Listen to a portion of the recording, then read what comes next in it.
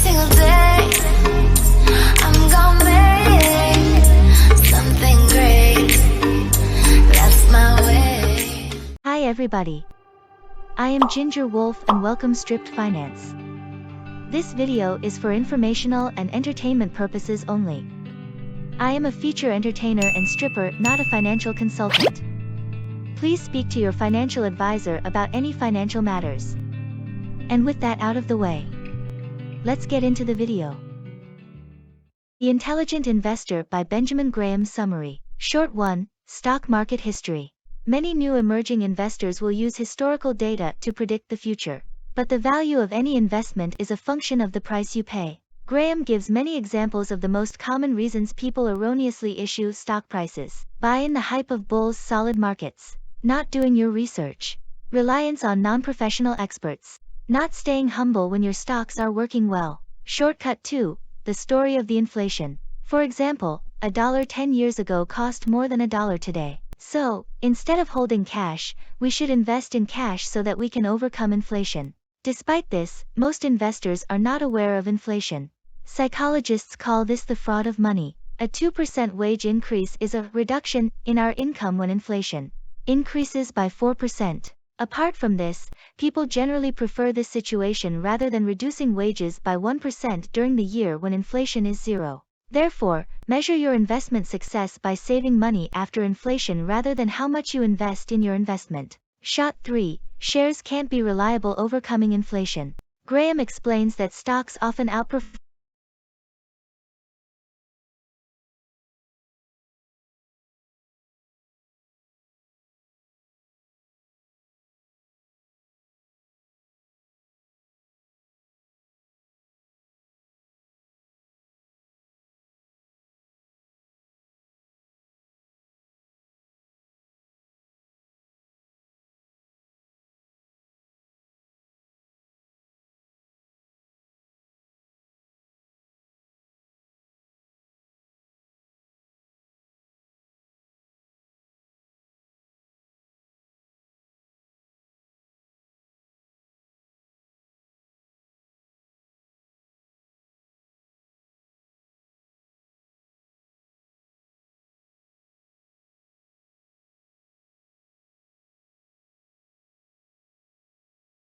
over most of their money to bonds.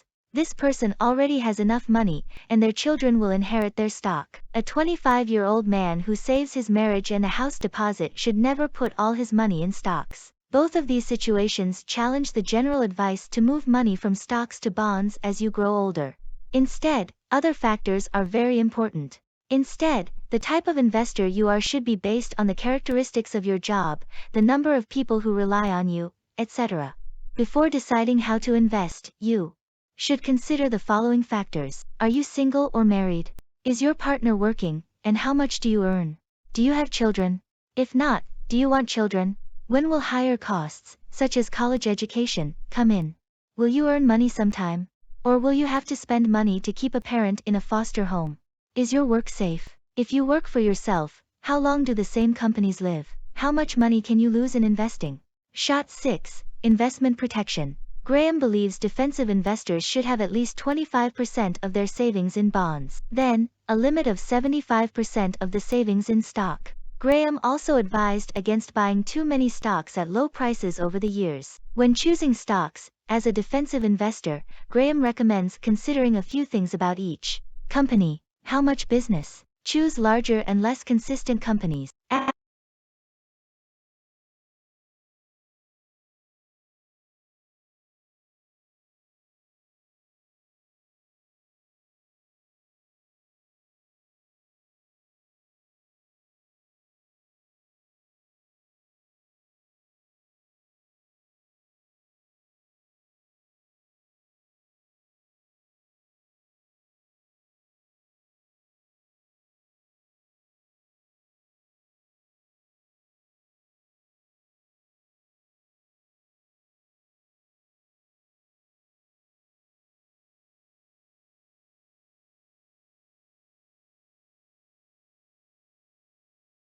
Should be in current liabilities at least 1.5 times.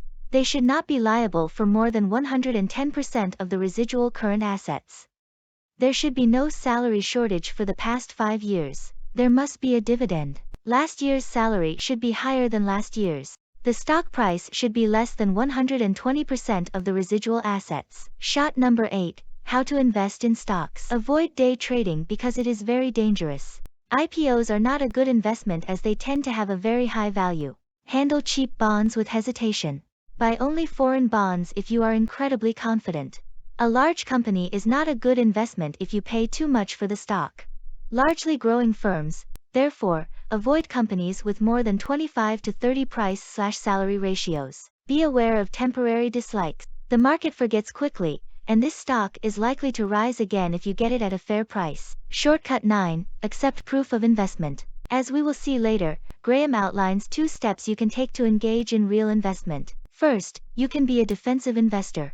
This type of investor is very interested in safety and freedom in the venture. In order to be a good investor, you must be willing to deal with emotional needs, such as self-defense against market shocks. In comparison, a budding investor puts a lot of time and energy into investing. Therefore, emerging investors should be invested physically and intellectually. Graham did not say you would never guess economically.